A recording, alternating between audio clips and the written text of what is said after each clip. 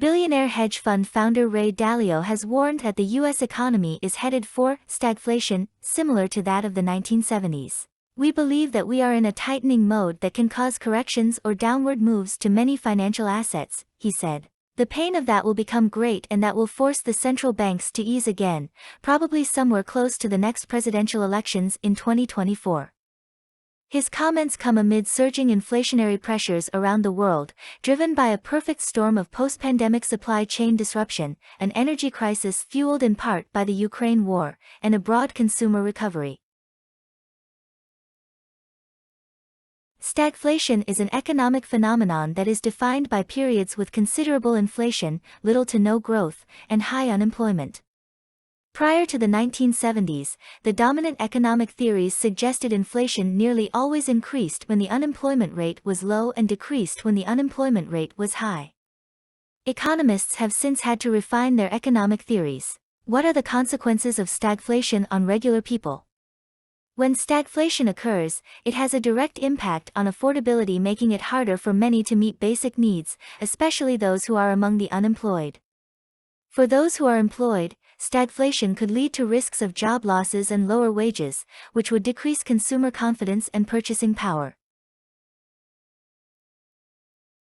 Before the 1970s, economists didn't believe that it was possible, since the Phillips curve supported the theory that unemployment and inflation were inversely linked. However, economists have suggested a number of theories for what causes stagflation. 1. Supply shock. The supply shock theory posits that stagflation occurs as a result of a sudden decrease in the supply of a service or commodity. This causes prices to increase dramatically, which usually reduces profit margins for most companies and slows economic growth. 2. Bad monetary policies. The bad policy theory believes that stagflation is often the result of bad economic policy. The central banks and governments' attempt to regulate the economy often leads to them making the wrong choices. For example, prior to the 1970s, the U.S. was focused on maximum employment across their economy after the Employment Act of 1946, which inadvertently caused inflation to increase and impacted employment and growth. 3. Differential accumulation. A theory created by economists Jonathan Nitzan and Shimshon Bickler, the differential accumulation explanation of stagflation argues there is a relationship between mergers and acquisitions, stagflation, and globalization. Similar to the supply shock theory, they posit that differential accumulation drives mergers and acquisitions, which concentrate the power to limit the supply of commodities and accumulated capital in fewer hands and leads to higher risks of stagflation. 4. Demand pull.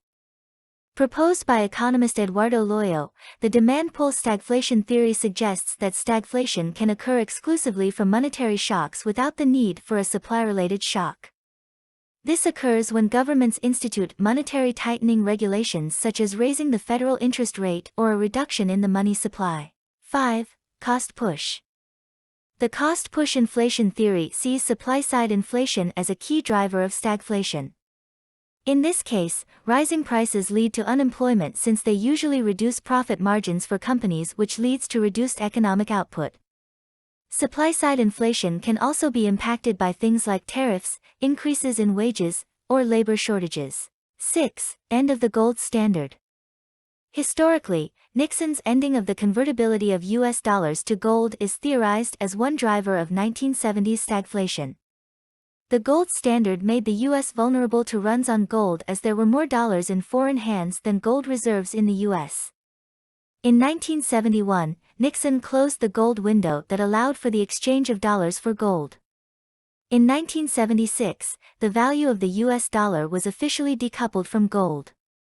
Both moves devalued the dollar, which impacted inflation and economic growth and led to stagflation.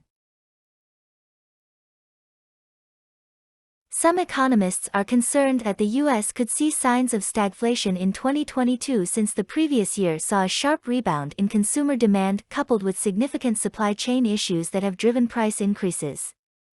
Russia's invasion of Ukraine has also led to surging fuel prices, even as the Federal Reserve begins its rate hike campaign. If this environment persists, it can cause further decreases in GDP that could lead to a recession. We do see some similarities to 1970s stagflation. Dalio also argues that the Fed now faces a bind in which rate hikes will either be too low to reduce inflation, or too high for the economy to withstand. So what you have is an enough tightening by the Federal Reserve to deal with inflation adequately, and that is too much tightening for the markets and the economy, he said. Investors worried about the impact of stagflation on their portfolios might want to shift their investment strategy or decide to remain in blue-chip stocks in staple industries with steady earnings that are likely to weather stagflation or recover quickly. There are other ways that investors can hedge against stagflation, including commodities like gold. As is the case in any market or economic environment, long-term investors are wise to maintain diversification and to continue dollar-cost averaging and periodic rebalancing. There are assets to hold during a tightening and there are assets to hold during an easing. And in both cases, right now, we don't want to own debt assets. We favor inflation-hedged assets. Bridgewater told investors in April that since the end of March 2020, its top asset class investment in terms of share of gross returns had been commodities, which yielded 17%. Are you prepared for stagflation? Thanks for watching. Remember to subscribe and leave me a comment that you have subscribed. Let me know what you think and what you would like to find out more about investment. Or what kind of video you would like to see from Namus TV. See you again.